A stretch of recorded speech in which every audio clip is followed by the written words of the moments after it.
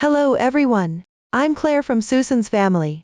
Today, I will teach you how to make the Chinese aesthetic series, Ancient Grace Round Flower Fan, Peony Style. This round flower fan comes in two versions, solid color and dyed, both using the same crochet method. It consists of three parts: the fan surface, the main part, and accessories.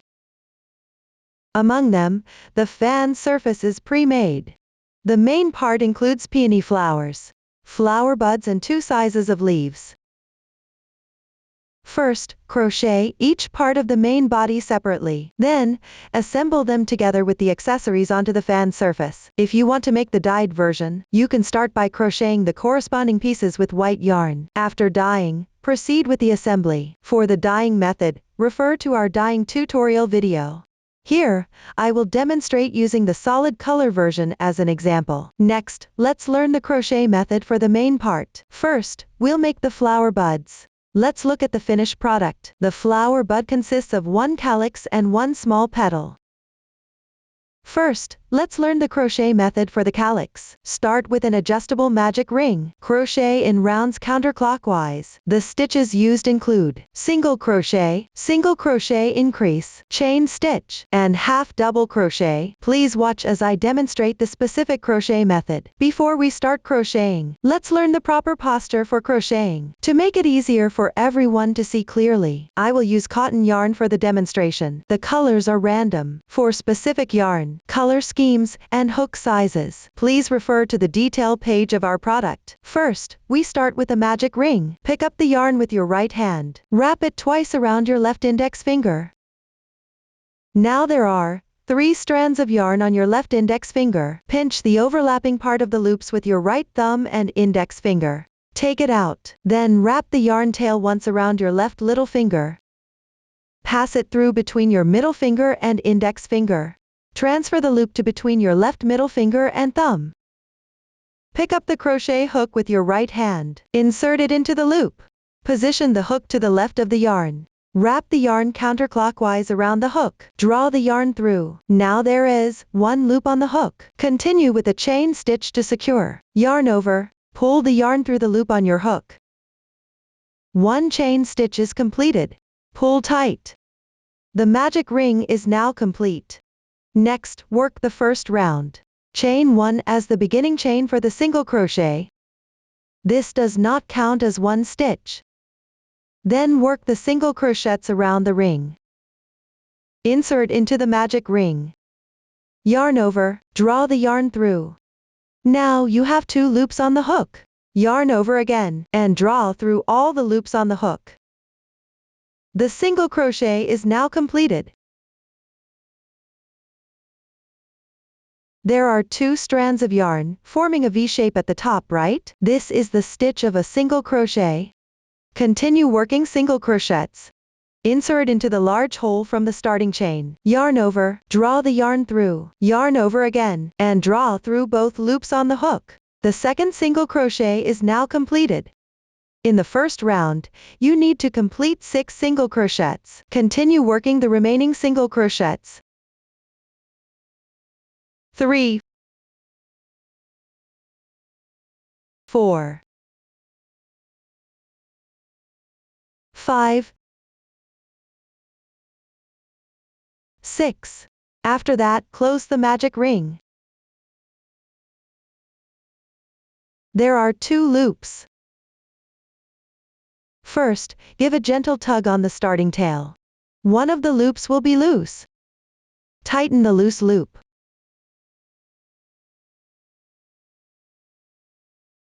One loop remains. Directly pull tight the yarn tail. This will close the loop. Next, on the first single crochet stitch of this round, work 1 slip stitch to join. This is at the second chain from the left side of the yarn tail. 1,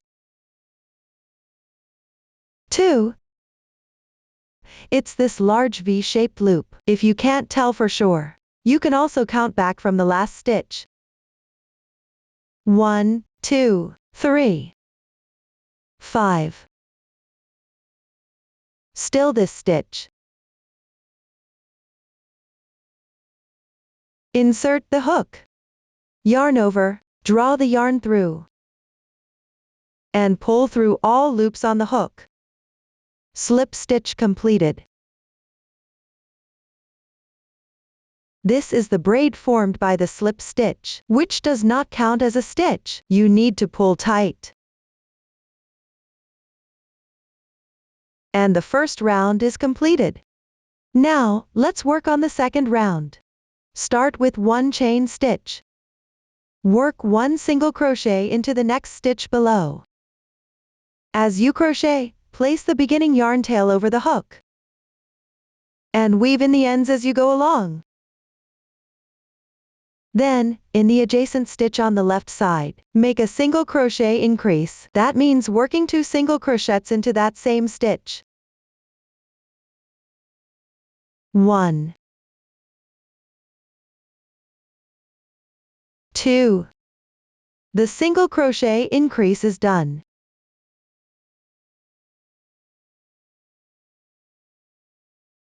Consider this 1 single crochet and 1 single crochet increase as a group of stitches. This round involves repeating this group of stitches. Let me demonstrate another group. Work 1 single crochet,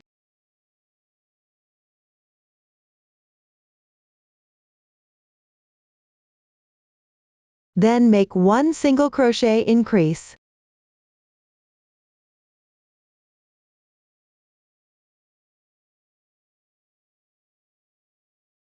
another group of stitches is completed. Continue following this pattern all the way down to finish this round.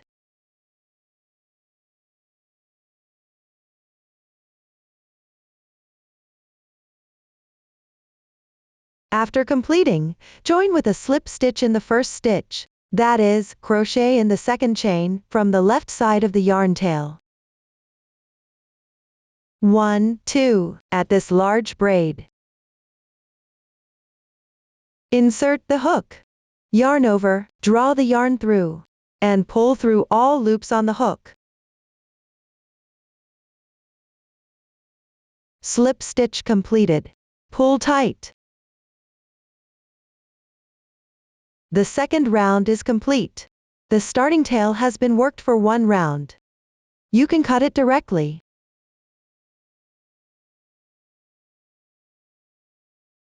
As you can see, the texture on the right side is more distinct, while the wrong side is less clear. When crocheting further, keep the right side facing you. Continue with the third round. Start with 1 chain. Make a single crochet increase.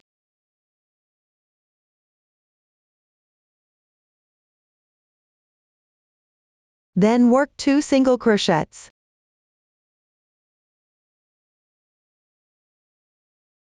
Next, make another single crochet increase, followed by 2 more single crochets.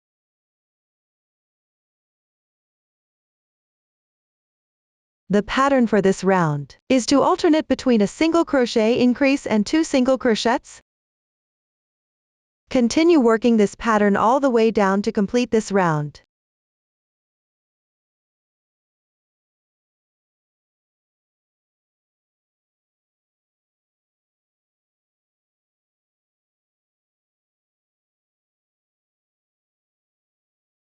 Finish with a slip stitch join.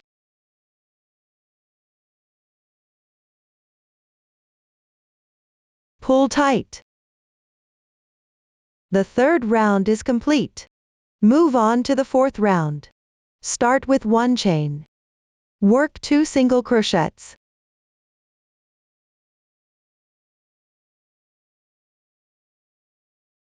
Make a single crochet increase.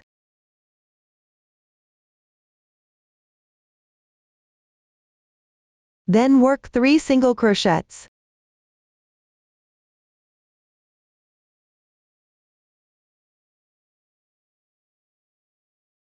Followed by another single crochet increase. Repeat this pattern twice.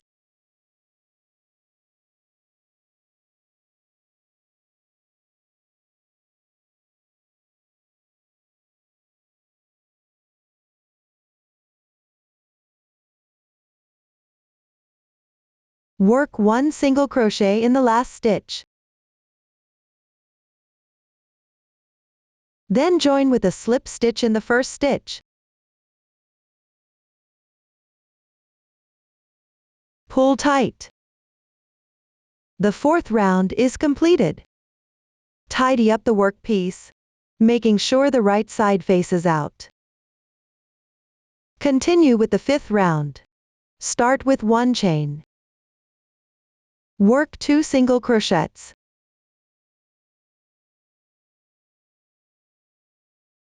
Then make 3 chains. Pick up the second braid from the hook loop. Catch this strand of yarn above. Work 1 single crochet. Then pick up the left chain and work 1 single crochet. Go back to the stitches of the previous round and correspondingly make 3 single crochets.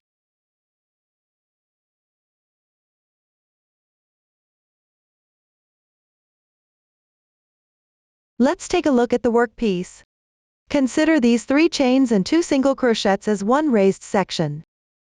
This round involves alternating between 1 raised section and 3 single crochets. I'll demonstrate it again. Start with 3 chains. Then begin from the second chain from the hook. Work 2 single crochets.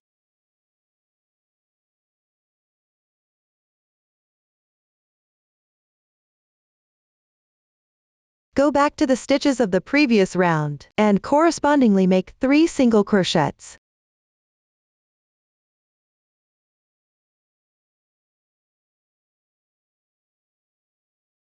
Continue following this pattern to complete this round.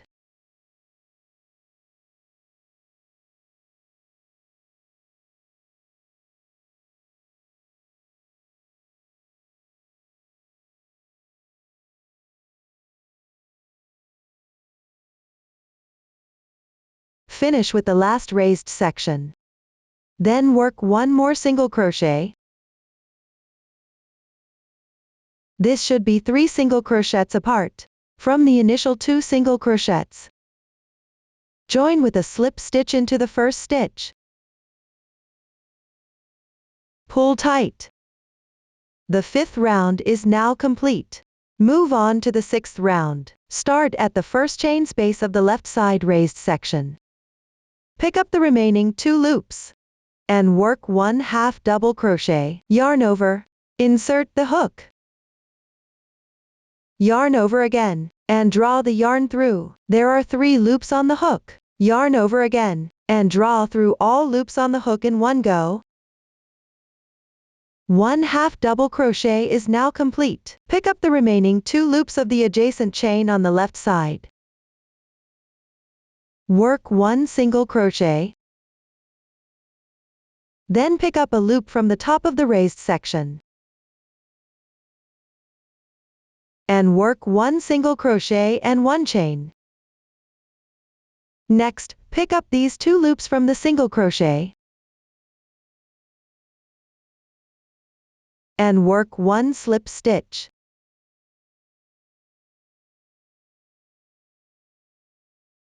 For this slip stitch, there's no need to pull it tight. Then work 1 single crochet at the top.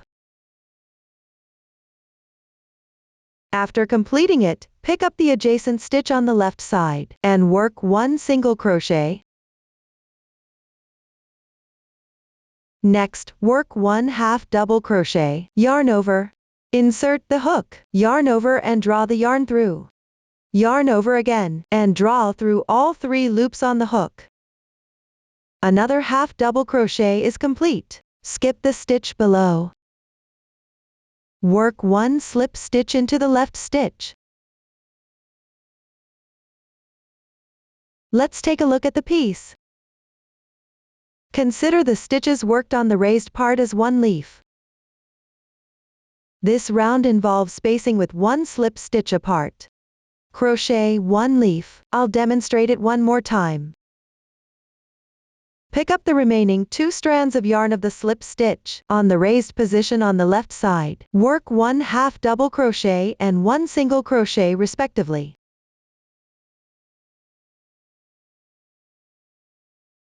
Then, at the top of the raised part, work 1 single crochet and 1 chain stitch. Next, pick up the 2 strands of the single crochet and work 1 slip stitch. Then work 1 more single crochet. After completing, pick up the left stitch and work 1 single crochet and 1/2 double crochet. Leave 1 stitch as an interval. Work 1 slip stitch in the middle stitch. Another leaf is completed. Continue down using this method to finish this round.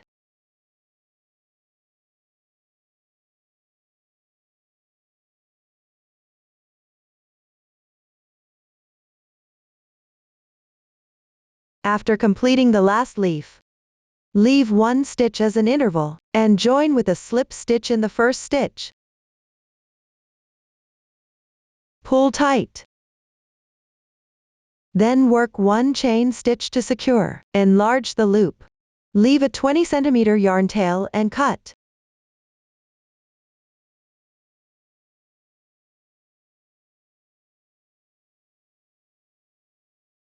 Pull the yarn through and tighten. The 6th round is completed. Up to this point, the crocheting method for the calyx has been fully explained. Everyone refer to the pattern and refer to the previous demonstration to crochet the corresponding number of calyces for later use. Next, we will crochet small petals. Start with the chain ring method. Crochet in rounds counterclockwise from the starting point. The new stitches used are double crochet and double crochet increase. Please watch as I demonstrate the specific crocheting method. First, let's start with a chain ring. Hold the yarn with your left hand. Then pinch the yarn tail with your thumb and middle finger. Pick up the crochet hook with your right hand. Place it underneath the yarn. Wrap the yarn counterclockwise. Use your left thumb and middle finger to pinch the crossing point of the loop. Place the hook on the left side of the yarn. Yarn over, draw the yarn through. This slip knot does not count as a stitch. Slightly tighten. Then chain 9.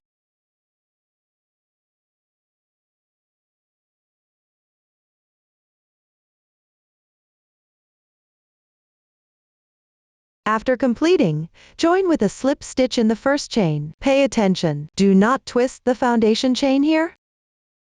Make sure all the right sides of the chains are facing up. Align the beginning and ending. Place the starting yarn tail above the ending yarn tail. Insert the hook from the outside in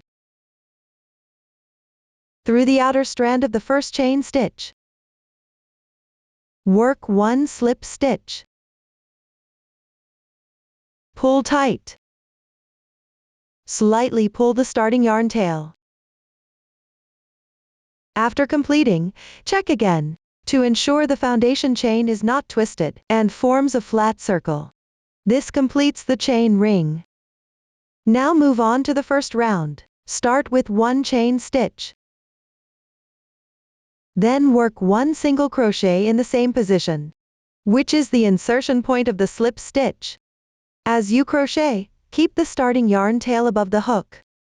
Weave in the end as you work. Next, pick up the adjacent chain stitch on the left and work 1 single crochet increase. That means picking up the top strand of the chain. For this round, you will continue to pick up the back loop of each chain.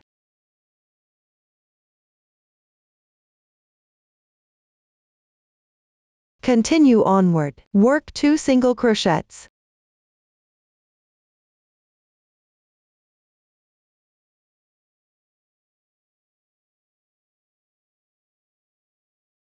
Then work 1 single crochet increase.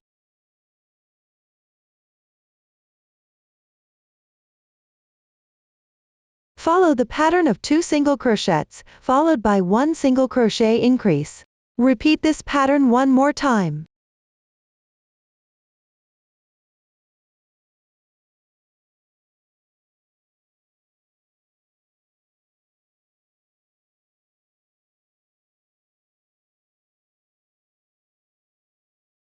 Once completed, finish with 1 single crochet in the last stitch.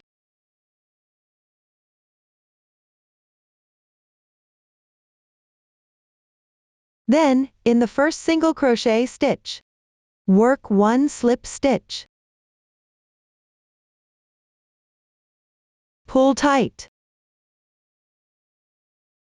The first round is now completed.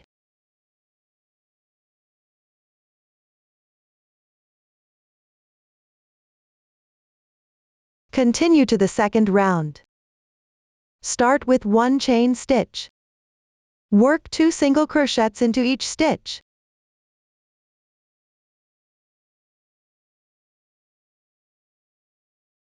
After completing, chain 4. Starting from the second to last chain stitch, pick up the top loop and work 3 single crochets.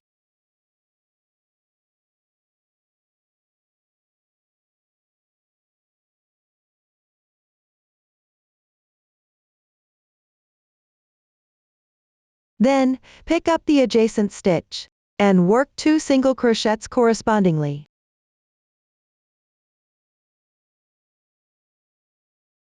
We will consider these 4 chains and 3 single crochets as one raised section.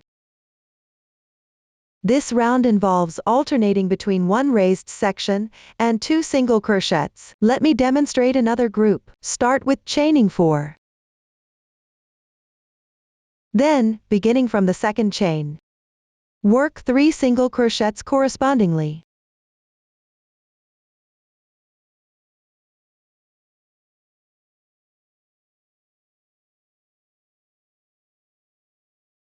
Go back to the previous round stitches and work 2 single crochets correspondingly.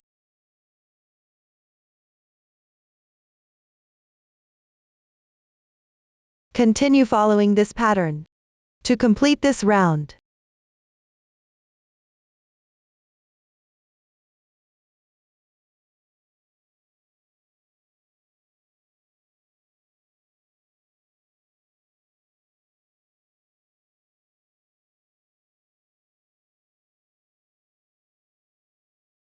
After finishing the last raised section, join with a slip stitch into the first stitch.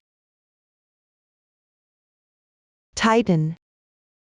The second round is complete. Next, we will work on the third round. This round involves crocheting petals on the raised sections from the previous round. Start by picking up the chain stitch position on the left side of the raised section and work 2 half double crochets correspondingly.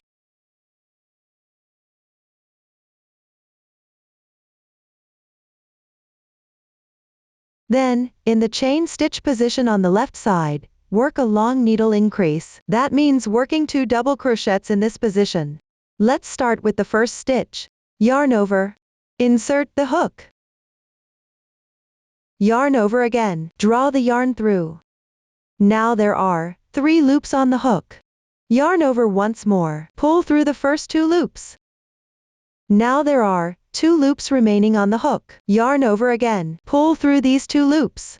1 double crochet is now complete. Continue with the second stitch. Yarn over. Insert the hook. Yarn over. Draw the yarn through. There are 3 loops on the hook. Yarn over. Pull the yarn through the first 2 loops. Repeat this 2 times. 1, 2. The second double crochet is now complete. This double crochet increase is now finished. Next, at the top of the bump, pick up a loop and make 4 double crochets.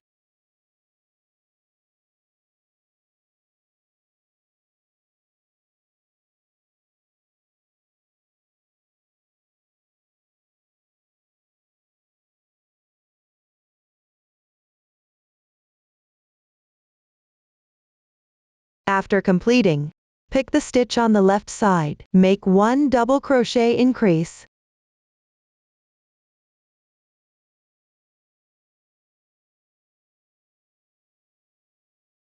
Then pick the stitch on the left side. Work 2 half double crochets correspondingly.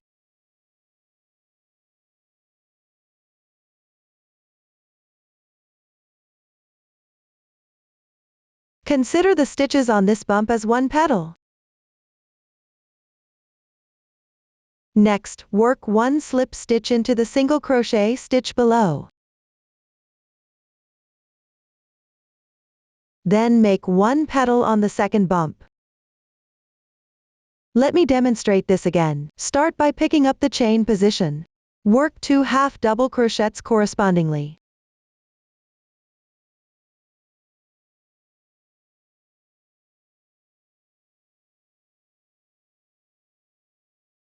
Then make 1 double crochet increase.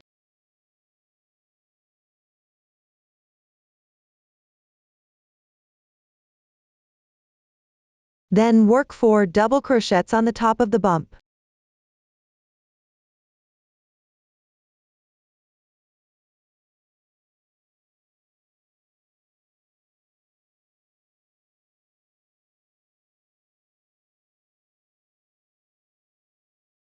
Pick the stitch on the left side, and make 1 double crochet increase.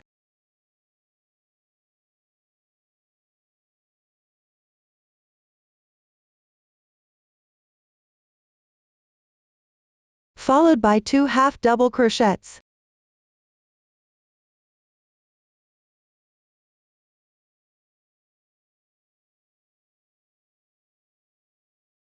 The second petal is now completed. Continue with 1 slip stitch into the single crochet stitch below. Proceed to crochet the remaining petals in the same way.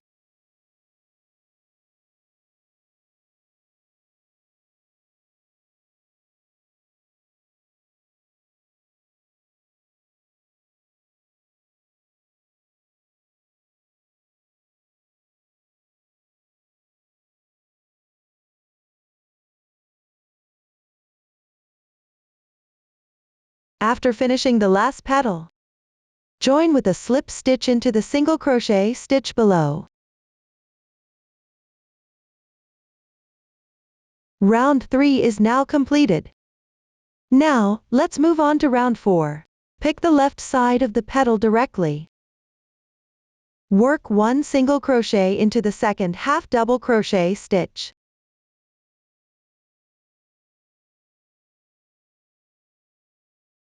Chain 3 as a transition.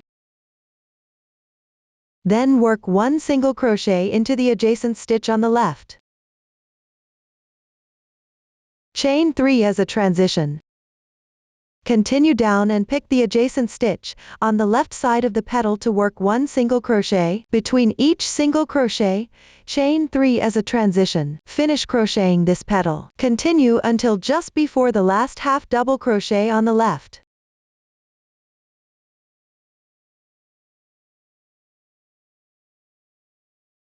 Now you have reached this position. Continue to pick the adjacent petal on the left. Work 1 single crochet into the second half double crochet stitch.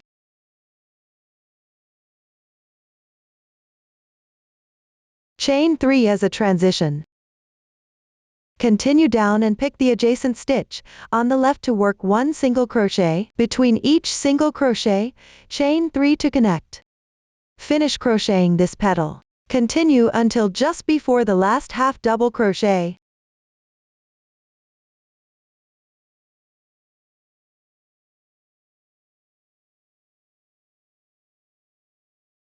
Let's take a look at the fabric piece. Skip the first and last half double crochet of each petal. Work 1 single crochet into the remaining stitches between each single crochet. Chain 3 to connect. Continue down following this method. Finish crocheting all the petals.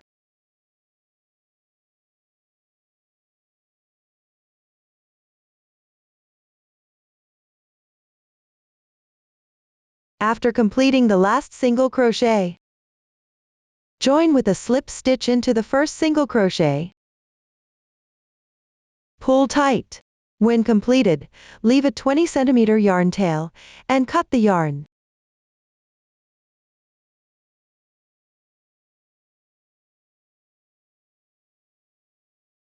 The fourth round is now finished. Up to this point, the crocheting method for the small petals has been explained. Everyone, refer to the pattern and the previous demonstration. Use the corresponding contrasting color yarn. Crochet the required number of small petals and set them aside. After completing both the calyx and the small petals, we will proceed to assemble the flower bud. Let's start by sewing the small petals. Thread the previously left yarn tail into a darning needle, with the right side facing down. Sew with an interval of 1 petal. Fold the next petal inward. Finally, gather these 3 petals like this. Secure them by stitching a few times at the top with a darning needle.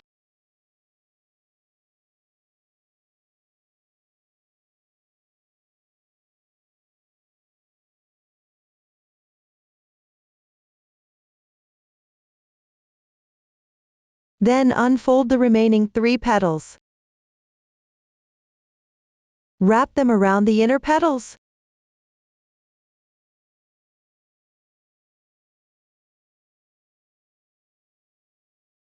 At the point where the outer petals intersect, which is roughly in the middle of the petals, stitch a few times to secure them.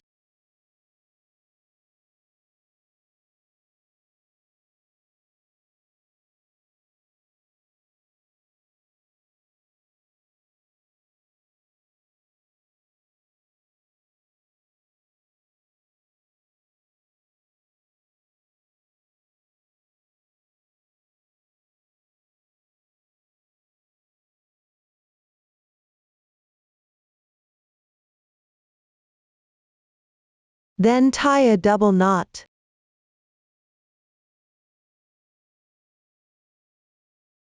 Weave in the ends.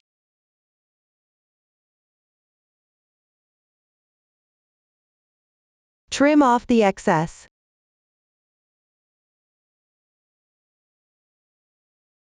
This completes the small petals. Next, attach the calyx. Thread the reserved yarn tail of the calyx into a darning needle.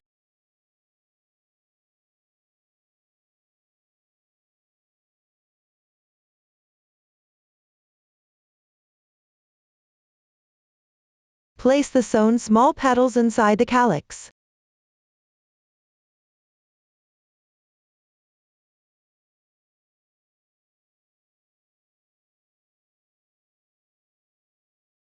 Follow the stitch positions of the fourth round of the calyx, and secure them at the corresponding positions of the small petals.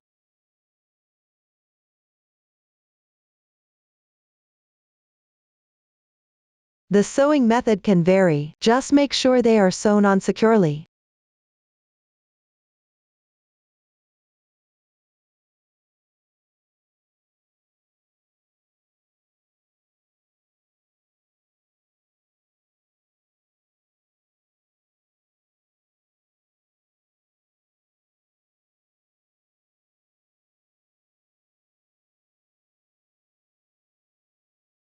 Once done, exit the needle from the center of the calyx.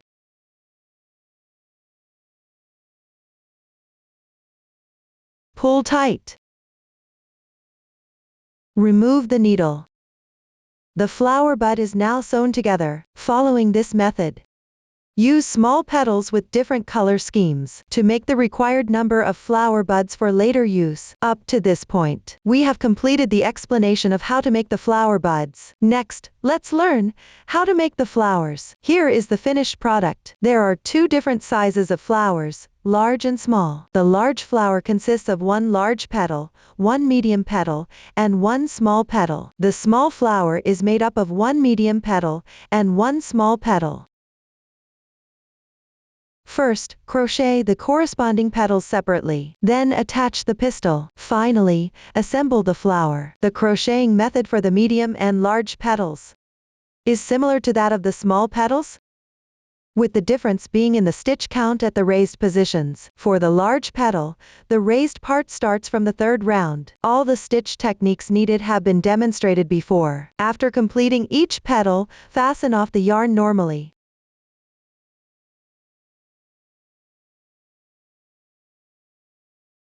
On the wrong side of the fabric, weave in the ends along the texture.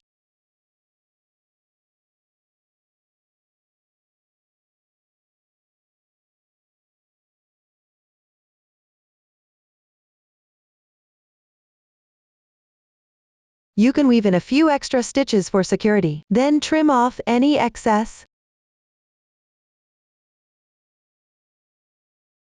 Refer to the chart for guidance. Use the corresponding contrasting color yarn to crochet the required number of petals. Next, I'll demonstrate the assembly method using a sample swatch. Let's start by assembling the large flower. Take out about 10 pistils. Fold it in half.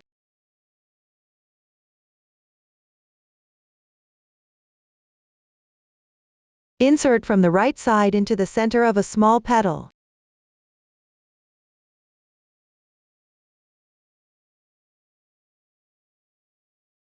Then continue to insert into the center of a medium petal in the same color.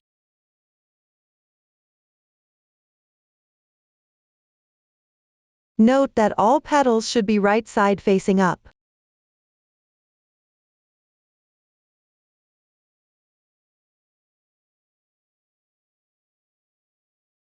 Insert a large petal next.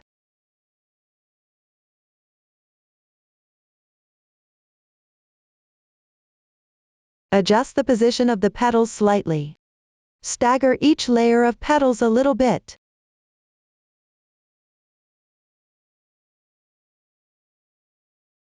Thread the reserved yarn tail of the small petal into a darning needle.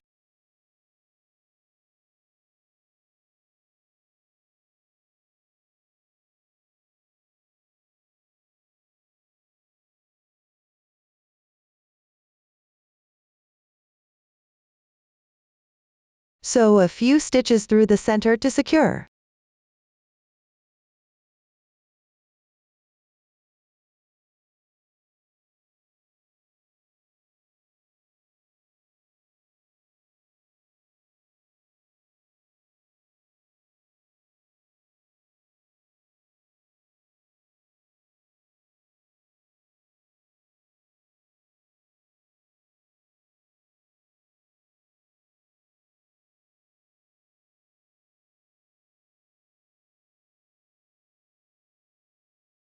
After completing this, take the yarn tail to the backside of the flower, and set it aside for later use. This completes the assembly of a large flower. The assembly method for small flowers is the same as for large flowers. Let's look at the finished product. You just need to overlap and secure the small petals with the medium petals.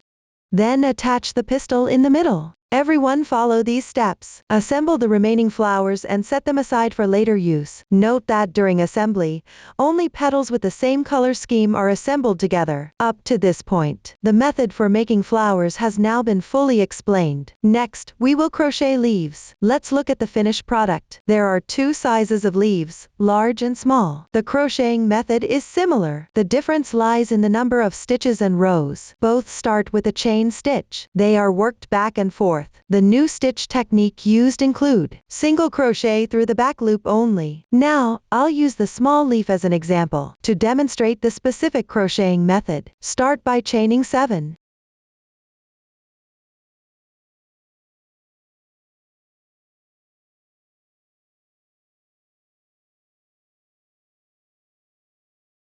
Then crochet the first row. Make one beginning chain. Begin from the second to last chain stitch. And work single crochets into the back loop of each chain. Continuing until you finish all the chains.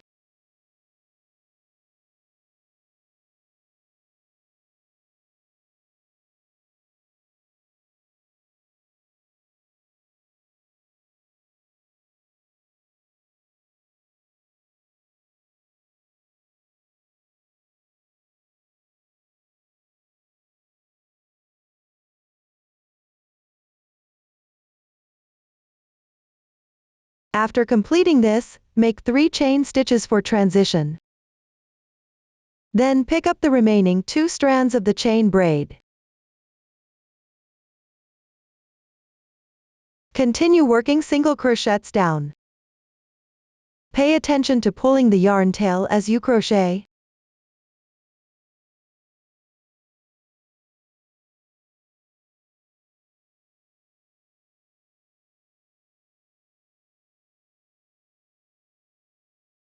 The stitch pattern on this side should be symmetrical to the other side of the chains.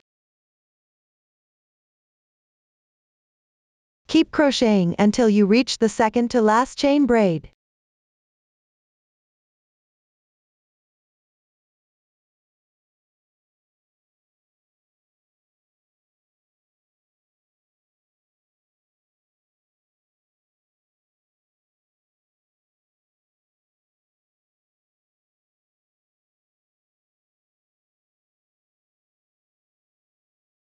If there's any remaining starting yarn tail, you can cut it off directly.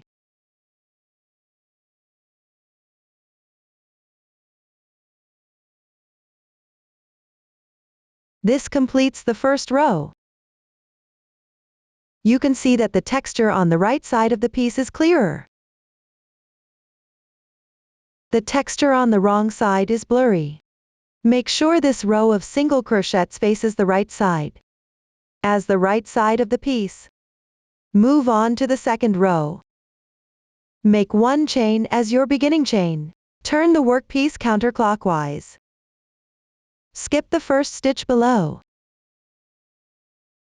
In the second stitch, work one single crochet through the back loop. We'll refer to this as the back loop single crochet. Note that on the wrong side, the stitch corresponds to the braid above, and to the left of the single crochet. Insert the hook into the back loop of this stitch. Work one single crochet.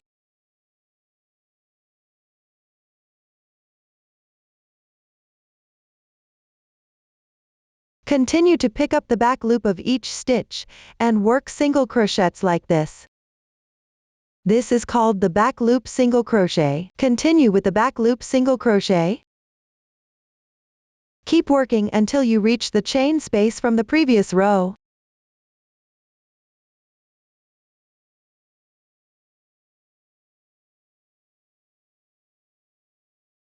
Now you've reached this position. Work one single crochet into the chain space. Make 3 chains as a bridge. Work another single crochet in the same position.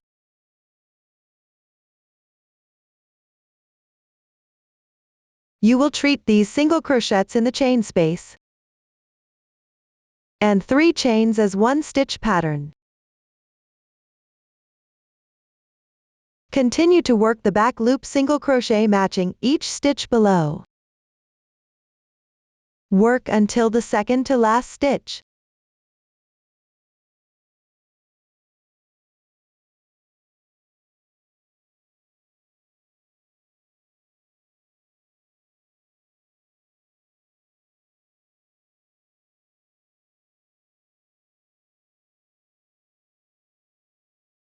Row 2 is now complete. Continue with row 3. Make one chain as your beginning chain. Turn the workpiece. Skip the first stitch below. Start from the adjacent stitch on the left. Work the back loop single crochet matching each stitch below.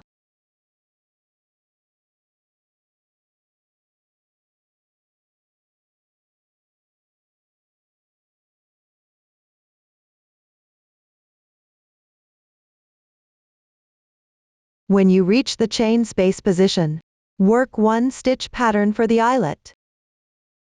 Start with one single crochet.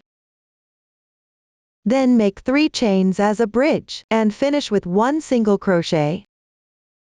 The stitch pattern is now complete. Continue working the back loop single crochet by picking up the remaining stitches below. Work until the last stitch.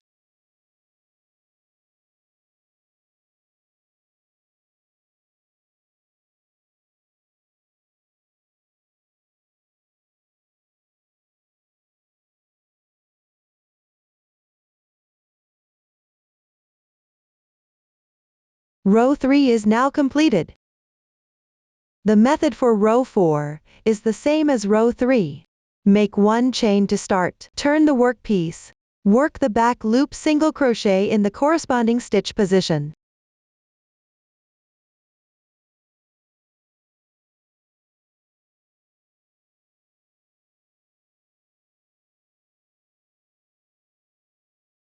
In the chain space, work 1 stitch pattern.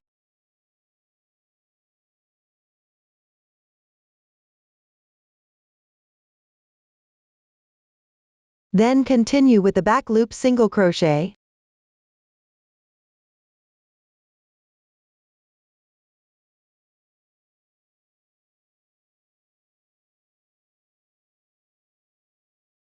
Work until the second to last stitch. Row 4 is now completed. Next, work on row 5. Make 1 chain to start. Turn the workpiece. Start by working the back loop single crochet on this side.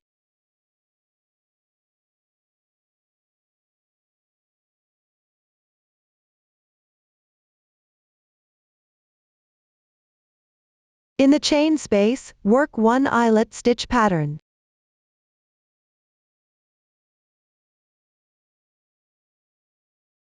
After completing it, work 2 more back loop single crochets.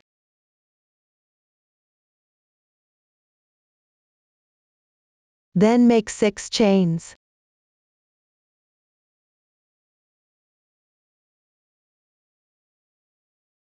Row 5 is now completed. Continue with row 6. Start with 1 chain to begin. Let's take a look at the workpiece. The right side of the chain looks like this braid.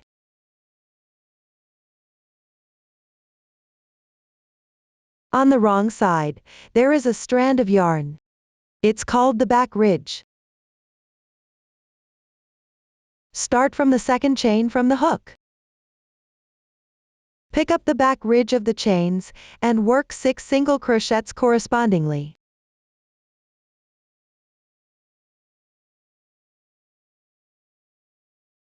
Then continue to pick up stitches and work the back loop single crochet.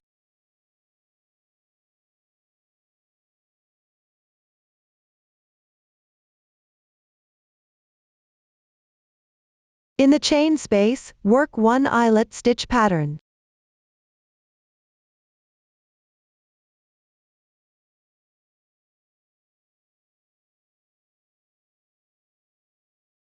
Then pick up the corresponding stitch and work 3 more back loop single crochets.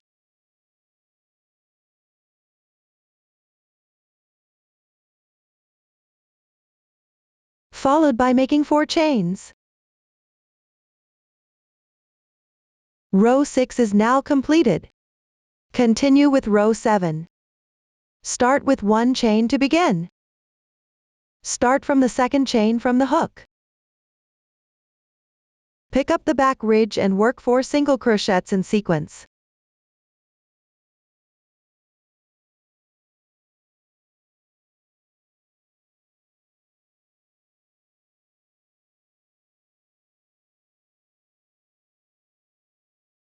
After completing, continue to pick up the corresponding stitches and work the back loop single crochet.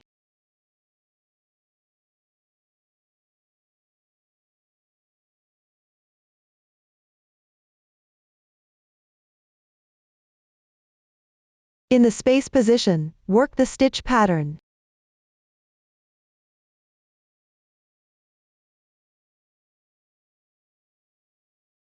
Then work the back loop single crochet into the corresponding stitches.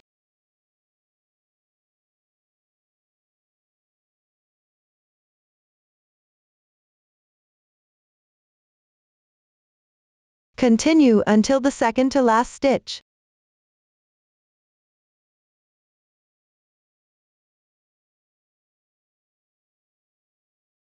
This completes row 7.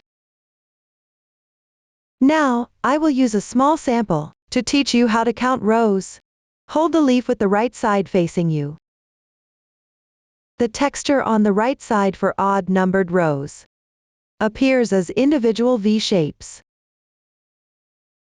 the texture on the wrong side for even numbered rows. Has a line running across the top? Hold the right side of the fabric piece facing you. Count from the inside out, alternating between the right and wrong sides to count the rows. 1, 2, 3, 6, 7. This is the method for counting rows. When crocheting back and forth. T. He crochet method for the remaining rows is the same as before. Refer to the chart for the ending position of each back loop single crochet row. You can follow the chart to complete the remaining part. For the last row, continue crocheting until you reach the chain space. That means completing one side of the fabric piece. Finally, work one slip stitch in the chain space to finish. Leave a tail of about 10 centimeters for sewing.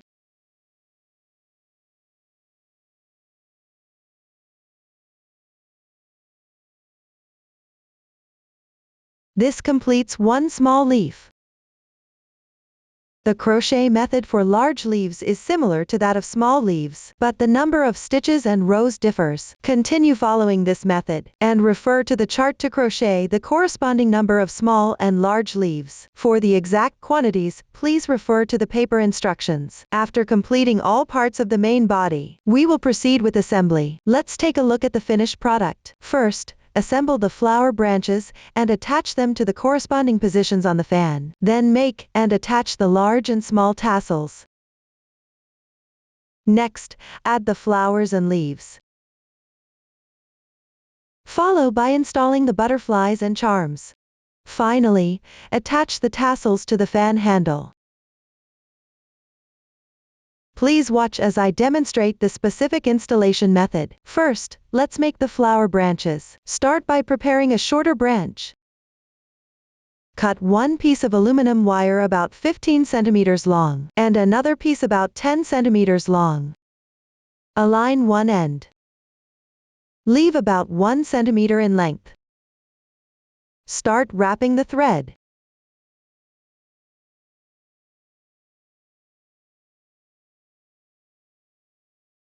At the starting position, wrap a few extra rounds to secure it.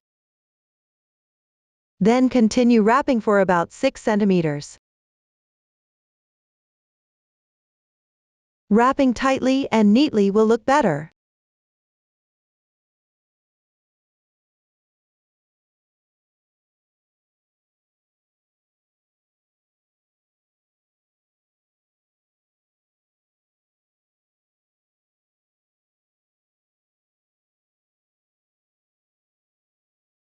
Apply a small amount of glue at the end to secure it.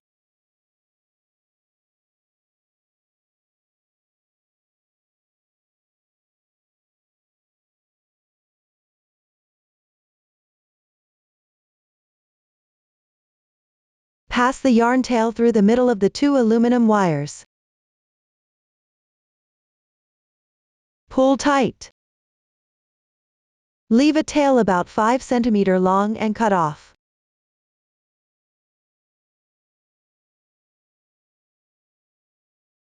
This way, one short branch is now complete. Set it aside for later use. Following the same method, wrap another branch about 2 centimeters long.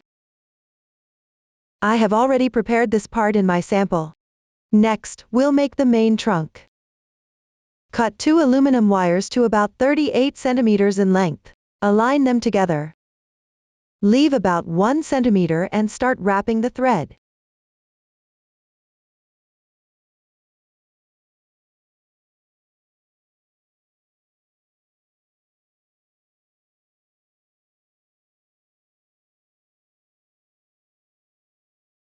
Wrap for approximately 2 centimeters. Add the pre-made 2 centimeter branch. Align the wrapped sections.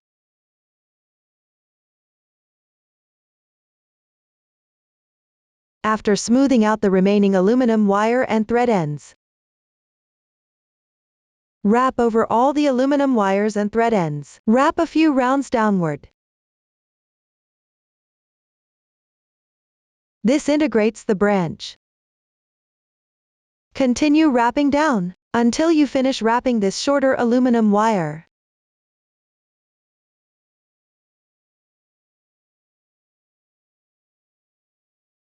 Now we are at this point. Take out another prepared branch. The wrapped section should roughly match the other end of the main stem.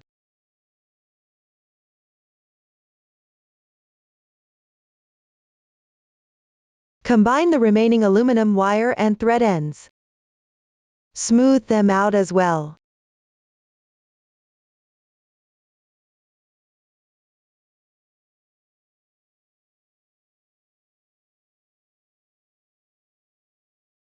Then wrap over all the aluminum wires. Continue wrapping downward.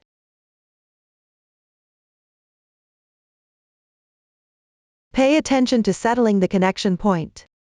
Continue wrapping down until just before the ending position of the branch wrapping.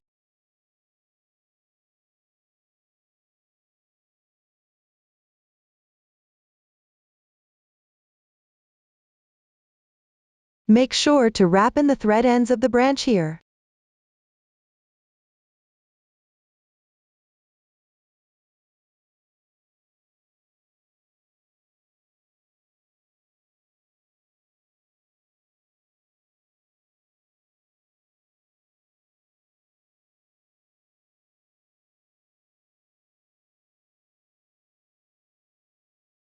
Now we are at this point. Separate the section where the thread is already wrapped.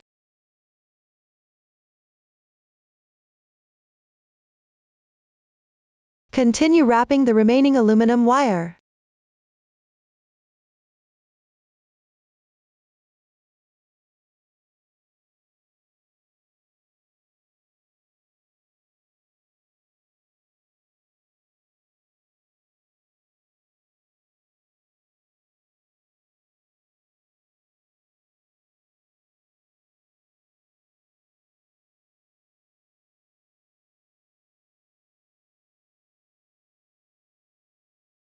When there are 2 to 3 centimeters left, apply glue on the aluminum wire.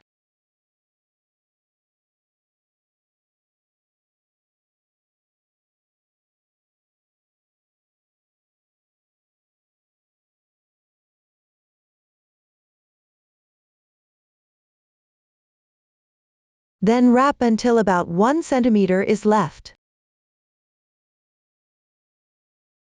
Trim any excess yarn tails. Secure the thread end with glue.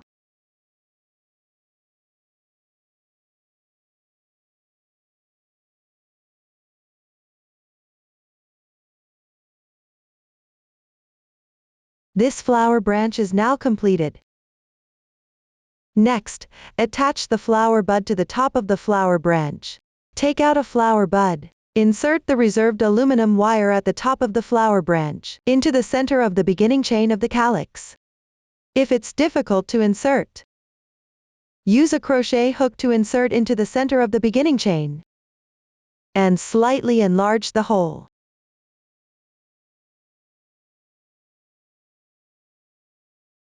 Then insert the aluminum wire. Push until the calyx fits closely with the wrapped section.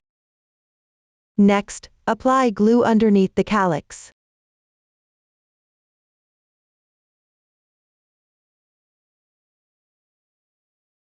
Then wrap the reserved yarn tail around the bottom of the calyx and secure it.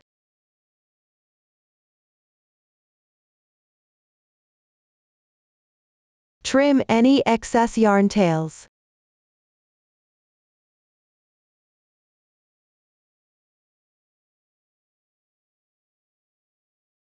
Secure it with glue.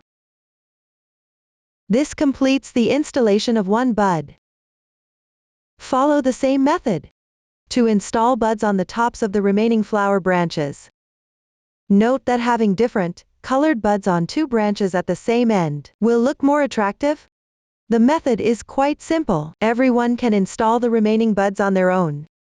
After all the buds are installed, secure the flower branches onto the fan surface. Before installing, let's take a look at the fan surface. The side that is level with the frame is considered the front of the fan. The back side has an inward dent.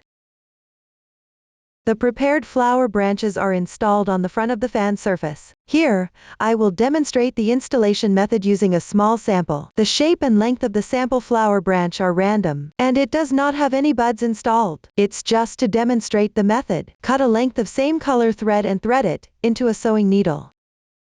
Place the flower branch along the lower edge of the front of the fan surface. One end should be slightly lower, and the other end slightly higher. Then, sew 2 stitches close to the edge of the fan surface at any position to secure it.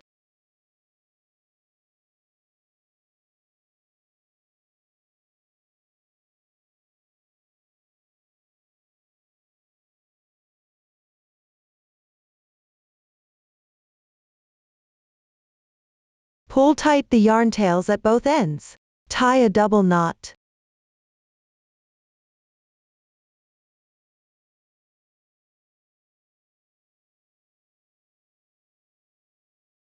And pass the yarn tail to the other side.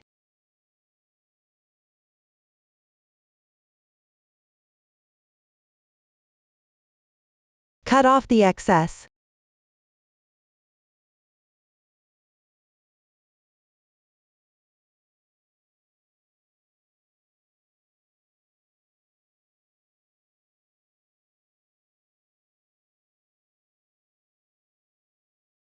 This secures the position on the fan surface. Continue downward following this method. Choose a few points to secure the flower branch onto the fan surface. At the position of the fan handle, adjust the shape of the flower branch, bending it to fit the curve of the fan surface, creating this protruding shape.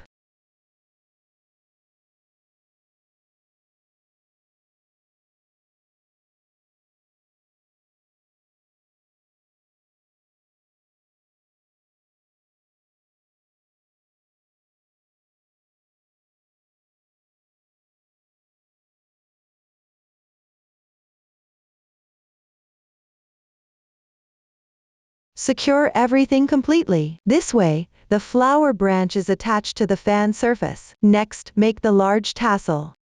Cut a piece of corresponding yarn. Here, I'm choosing colors randomly. Remove 2 strands and insert them through a gold needle of appropriate size. Tie a slip knot at the end of the thread.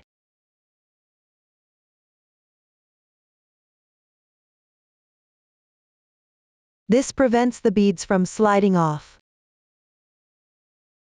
Then, sequentially insert 1 small pearl.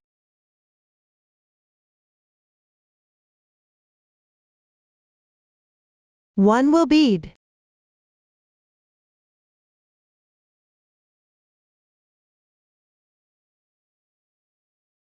One seed bead. And another small pearl. Moving downward, consider 1 seed bead and 1 small pearl as one group. Continue inserting 12 more groups.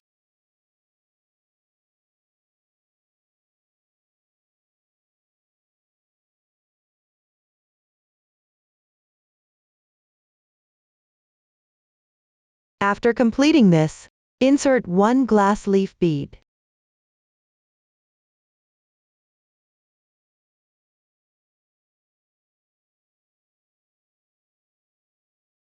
Then, thread back through the beads above in sequence.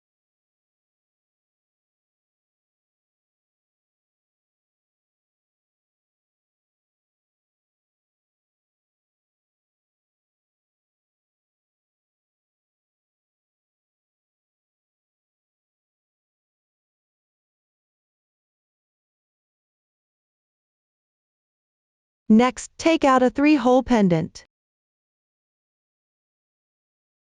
Locate the 3 small holes at the bottom. Insert the thread through any one of the edge holes.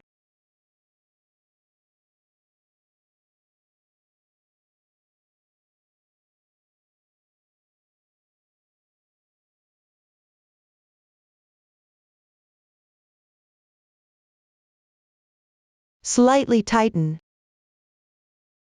Unravel the slip knit at the starting position.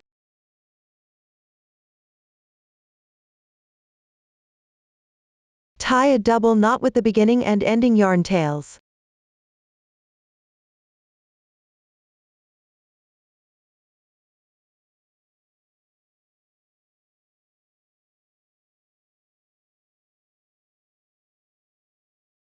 Then hide the yarn tails inside the beads below.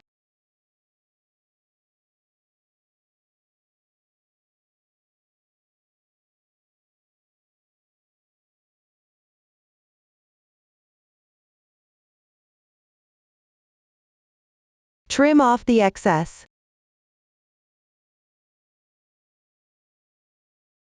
Hide the other yarn tail in the same way. This tassel is now complete. Make an identical tassel on another edge hole.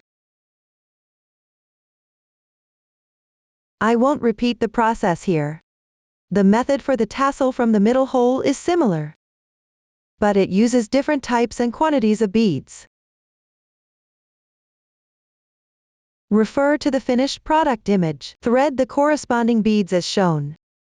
Let me demonstrate the making method for the bead string above the 3-hole pendant. Cut the corresponding yarn as well. Remove 2 strands and thread them through a gold needle of appropriate size. Tie a slip knit at the end of the yarn.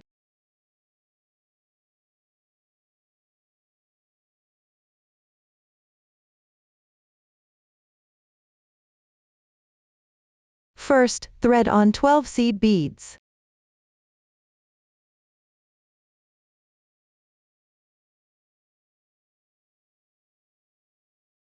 Then add 1 small pearl.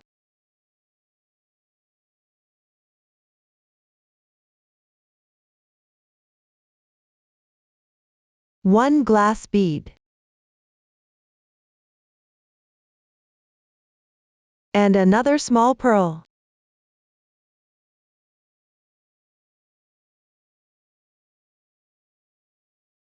Next, thread through the small hole above the 3-hole pendant.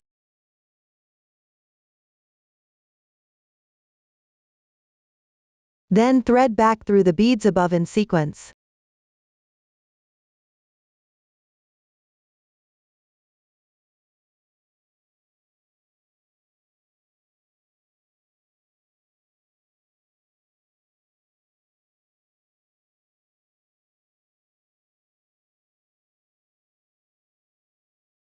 Slightly tighten.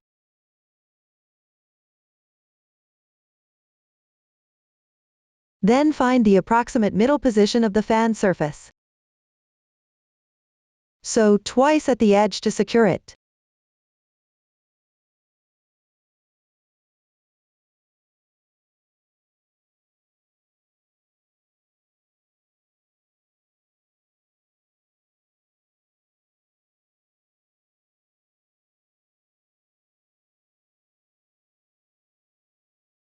After completing, undo the slip knit. Tie a double knot with the beginning and ending yarn tails on the wrong side of the fan.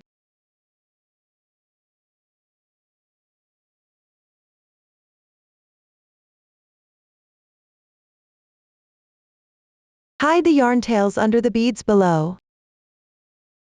This way, the large tassel is completed. Attach it to the corresponding position on the fan. Following the same method, make and attach another large tassel. Next, the making method for the small tassels is relatively simple. Let's look at the finished product. The small tassels are made up of small pearls, wheel beads, glass beads, and seed beads. The only difference is the number of small pearls at the top. Please refer to the paper instructions for specifics. The tassel in the middle has the most small pearls. It is attached to the corresponding branch above the fan handle.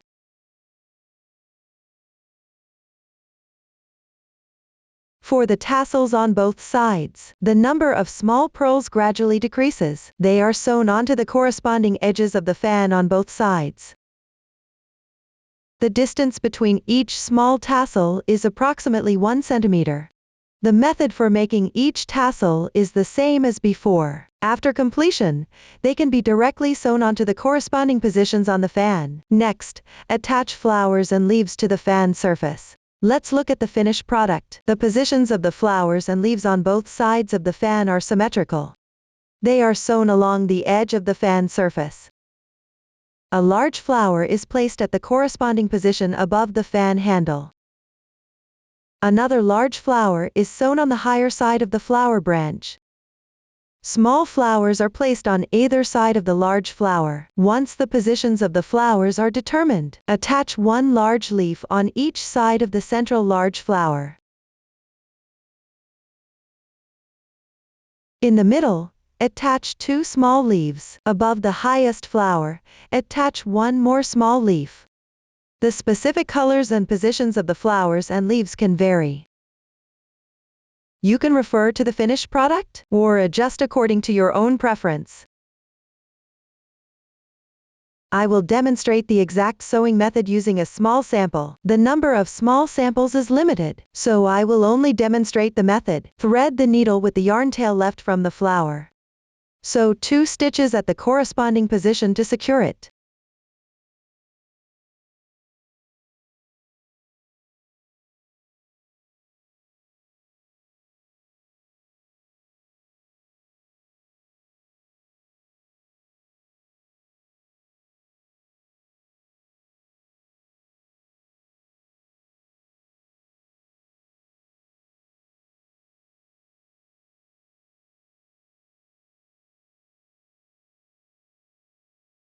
On the other side of the fan, at the same position, secure another flower in the same way.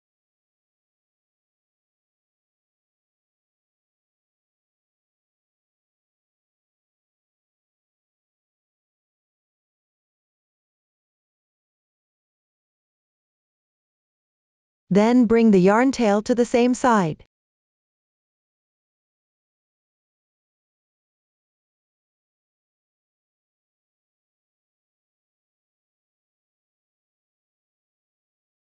Tie a knot with both yarn tails underneath the flower to secure them.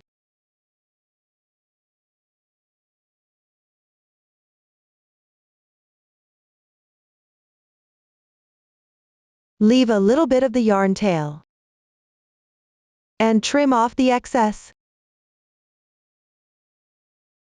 Then secure it with glue.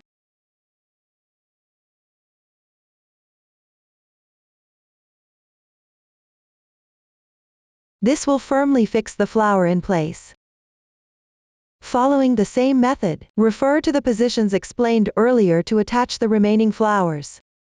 Next, we'll attach the leaves. I'll demonstrate using a small leaf from the middle position.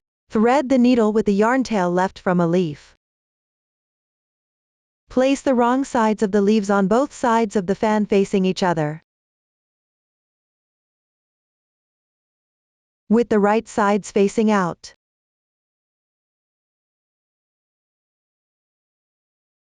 Once the position is determined,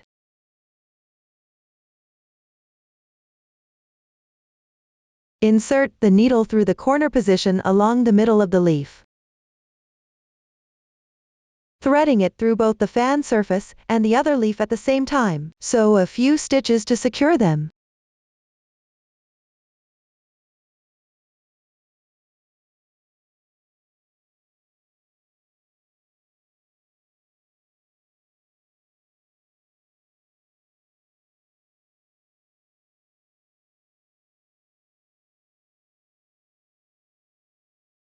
Then bring the yarn tail to the same side.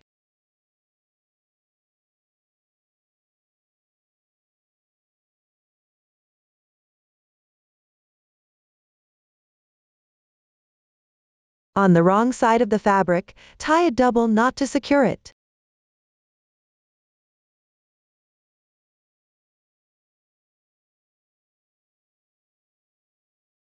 Leave a little yarn tail before cutting it off. Secure the leaf with glue.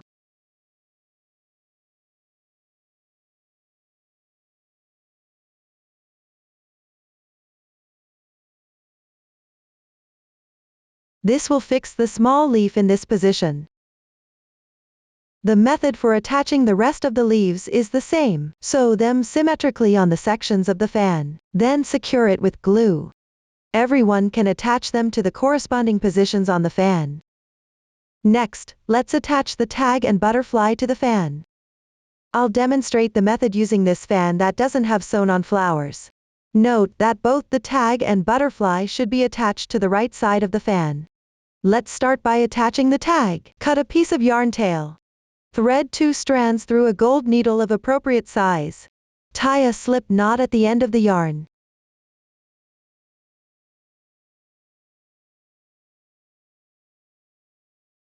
First, thread on a seed bead.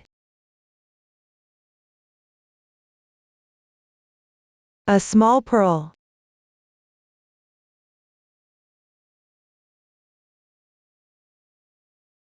A will bead, and 1 glass bead.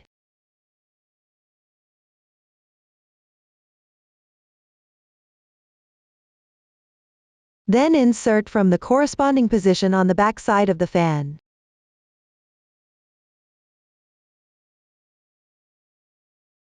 The exact position is not fixed. You can refer to the finished product, or adjust according to your preference. Make sure to insert from the back side.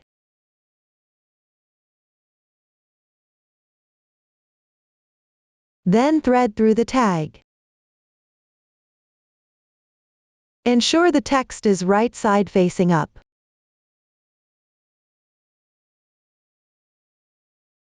Next, thread on another glass bead.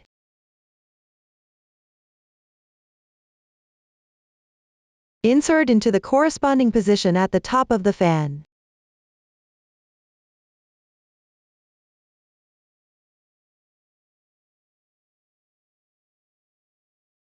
On the back side, above the glass bead, insert from the other side.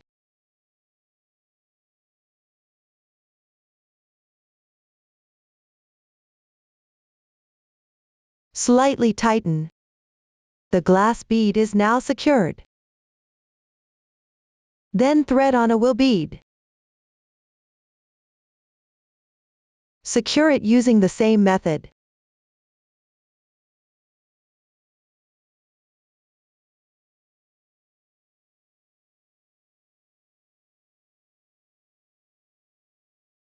Finally, thread on the pearls and seed beads.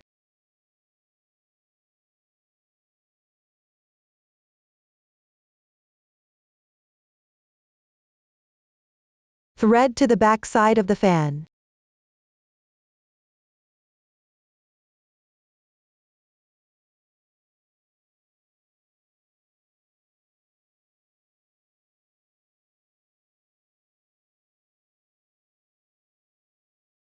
Open up the slip knot. Tie the beginning and ending yarn tails into a double knot.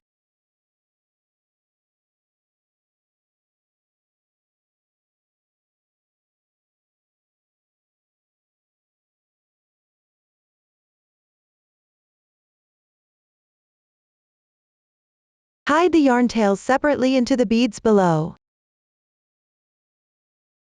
The pendant is now installed. Next, glue the butterflies onto the front side of the fan. The exact placement of the butterflies is not fixed. You can refer to the finished product, or place them according to your preference, and the actual position of the flowers. Glue them in the corresponding positions. This concludes the installation method for the pendant and butterflies. Finally, let's attach the tassel on the fan handle. Cut a piece of the corresponding yarn. Insert a gold needle of appropriate size. Thread on 1 small pearl. 1 will bead. 1 glass bead.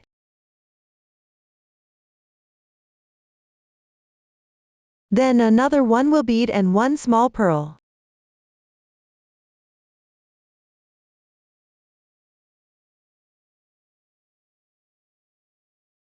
Next, thread the needle through the loop above the tassel. Then thread back through the beads in reverse order.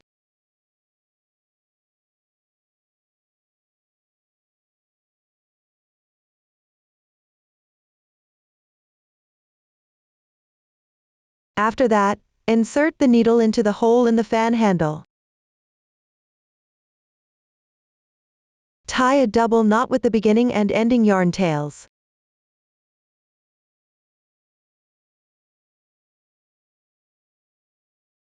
Pay attention to leaving the length of the loop slightly longer here.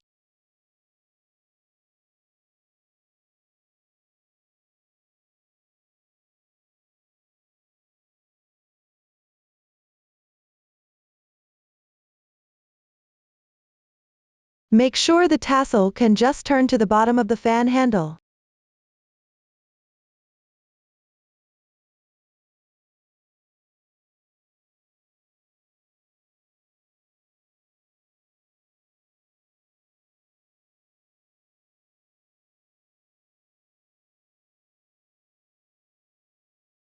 Trim any excess yarn tails. Hide the knot inside the hole in the fan handle. This completes the installation of the tassel on the fan handle. Up to this point, the making method for this floral pattern fan is fully explained. If you have any questions during the process, don't hesitate to reach us via our website. Susan's Family, supporting your handwork experience, sharing the joy of life. Thank you all for watching. We will see you in the next episode.